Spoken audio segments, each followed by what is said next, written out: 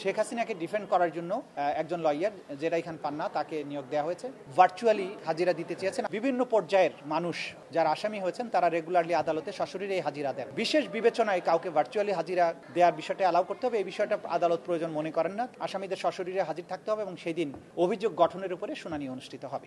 ইন্টারোগেশনের সময় তদন্তকারী কর্মকর্তার সামনে আইনজীবীকে বসে থাকার কোনো বিধান আইনে নাই। যে দুটো মামলা ছিল গুমের ব্যাপারে, একটা টিএফআই এবং আরেকটা জেআইসি রিলেটেড, সেই দুটো মামলায় চার্জ শুনানির জন্য একটা ৩রা ডিসেম্বর আর একটা ৭ই ডিসেম্বর দিন ধার্য করা হয়েছে।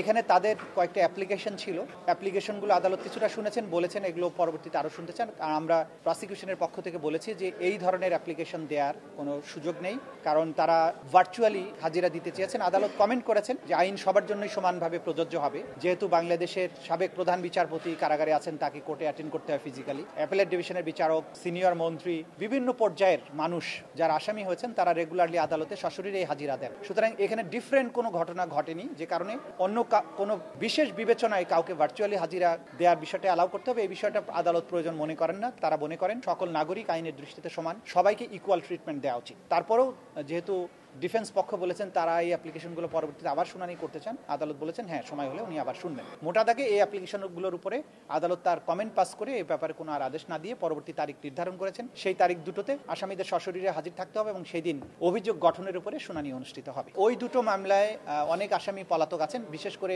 সাবেক প্রধানমন্ত্রী সাজাপ্রাপ্ত শেখ হাসিনা, সাবেক স্বরাষ্ট্রমন্ত্রী সাজাপ্রাপ্ত আসাদুজ্জামান খান কামাল, তারাও এই মামলার আসামি গুমের ব্যাপারে। তাদের ব্যাপারে স্টেট ডিফেন্স লয়ার নিয়োগ দেওয়া হয়েছে এবং ওনারাদের বাইরেও অনেকে আসামি যে কয়েকজন আছেন তাদের মধ্যে অনেকেই পলাতক আছেন, তাদের ব্যাপারেও স্টেট ডিফেন্স লয়ার নিয়োগ দেওয়া হয়েছে। স্পেশালি শেখ হাসিনাকে ডিফেন্ড করার জন্য একজন লয়ার জেরাই খান পান্না তাকে নিয়োগ দেওয়া হয়েছে। আসাদুজ্জামান খান কামালের জন্য একজন লয়ার এনগেজ করা হয়েছে এবং বাকি যারা আছে তাদের জন্য আলাদাভাবে স্টেট ডিফেন্স লয়ার নিয়োগ করা হয়েছে এবং তারা আইন অনুযায়ী আদালতকে সেইভাবে স্টেট ডিফেন্স লয়ার হিসেবে সহযোগিতা করবেন।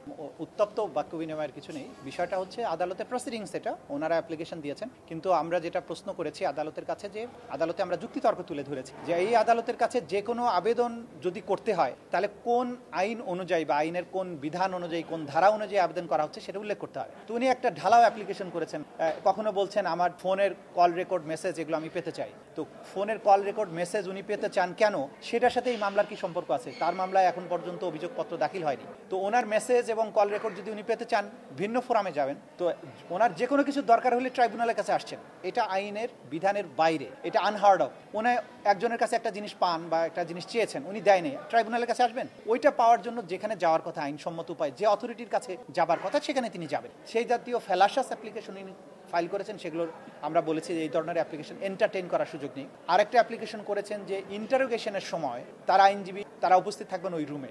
আমাদের আইনে এই ইন্টারন্যাশনাল ক্রাইমস ট্রাইব্যুনাল অ্যাক্টের কোথাও ইন্টারোগেশনের সময় তদন্তকারী কর্মকর্তার সামনে আইনজীবীকে বসে থাকার কোনো বিধান আইনে নাই। কিন্তু এই আদালত ন্যায়, বিশেষ করে স্বচ্ছতার স্বার্থে একজন আইনজীবীকে আসামিকে যখন জিজ্ঞাসাবাদ করা হয় তার পাশে মিনস পার্শ্ববর্তী কোনো রুমে উপস্থিত থাকার জন্য পারমিশন দিয়ে থাকেন এবং 2010 সালে যখন ট্রাইব্যুনাল প্রতিষ্ঠিত হয় সেই সময় থেকে এই নিয়মটা মানা হচ্ছে। যখনই কোনো আসামিকে জিজ্ঞাসাবাদ করা হয় তদন্ত সংস্থায়, তার একজন আইনজীবী যদি ইচ্ছা করেন তাহলে তিনি উপস্থিত থাকবেন পাশের রুমে এবং ইন্টারভালের সময় বা যখন দরকার হবে তখন উনি গিয়ে তার সাথে দেখা করতে পারবেন, তার কোনো সমস্যা আছে কিনা জিজ্ঞাসা করতে পারবেন। পাশাপাশি একজন ডাক্তারকেও রাখা হয় যাতে কোনো সময় যদি সেই আসামি অসুস্থতা বোধ করেন তাহলে যাতে তাকে চিকিৎসা দেওয়া যায়।